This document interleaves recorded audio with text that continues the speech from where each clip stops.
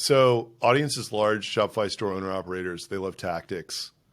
If one of them shows up at your doorstep now, is there something that is like an almost universal pitch that like no one is doing? What would you say is something most of these, Shopify Plus stores are missing that like, So it's funny because I don't know why, because it's like it's ubiquitous at this point, but I'm going to give an easy answer and a more deeper answer. So the easy answer is SMS marketing. Like I still mhm. don't know, like it should be just a part of the tech stack now, and it's not for many companies. And so easy one.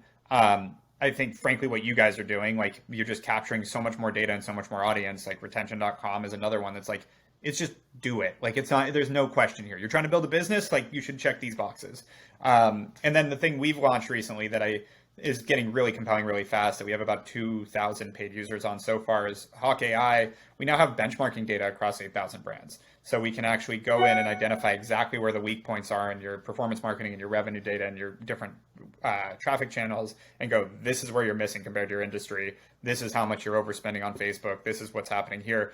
And the problem is people continue to look at their data versus what they did the last quarter or the last year over year data, which that's all bullshit. You need to know what's going on in the market now compared to what you're doing. And we've been able to build that. So that's been something that's been really helpful across our businesses.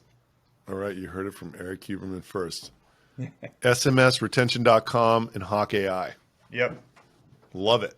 And then within SMS, like flows, right? Like, or is it just, how do you think about that? Like, I think about the world as like flows are like the most valuable thing in the world because I make flows better. But like, do you sort of, like what would you do to, if you're starting an SMS program, what would you like tell a sort of brand that was like, I don't know if I should do it. Like I was talking to Bird Dogs yesterday. And like, I don't know, man. It's like, dude, like at least set up a cart abandonment flow, dude. Yeah, Like, exactly. Yeah, I would say that's number one. Yes, cart abandonment. But it's again, it's opt in. They're giving you a phone number. If they give you their phone number, they're going to hear from you and they can say stop and it's gone. Like it's not like we dealt with this with email a decade ago where people were like, oh, I don't want an right. email light box because I'm just going to annoy my customer. Like, and they're like, we don't want to be like those other brands. Like, there's a reason those other brands do it. Like, you're not like you can. And what's funny is like there's data behind annoying a customer. It's called a bounce rate. Let's put in the light Yep. box. Let's see if people bounce off your site. If they do, then you're right. By the way, that literally happens 0% of the time. Like it never Right. happened. We saw an increase in bounce rates. So it's like, oh, go figure. People are used to light boxes and it's okay. Same thing with SMS. It's like they don't have to give you a phone number, but if they do, why wouldn't you use it? And there's, we invested in PostScript, so to be transparent, but PostScript, like we invested because like there's no barrier to entry. You can get on really easily, try it out. It works. You're going to spend the money at the level you use it, and the ROI on it is insane.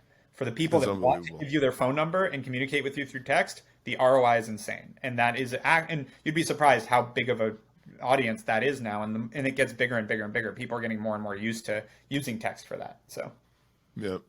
but it's, And you it's got, not so being overly like spammy and try to be as targeted and as targeted and as segmented as you can with your automation so that people feel like you're communicating with them and not sending them a 50% off sale the day after they just closed, bought some shit.